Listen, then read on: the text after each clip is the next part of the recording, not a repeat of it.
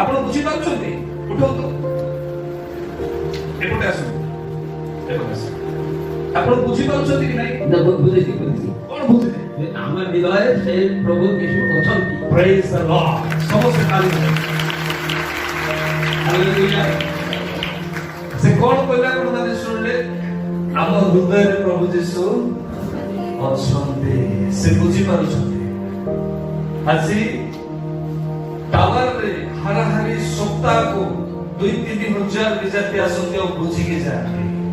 ବର୍ତ୍ତମାନ ପଏଣ୍ଟ ଆସୁଛି, ଆମେ ଜାତିର ଲୋକ ବୁଝୁଛୁ ନା ବୁଝୁନା?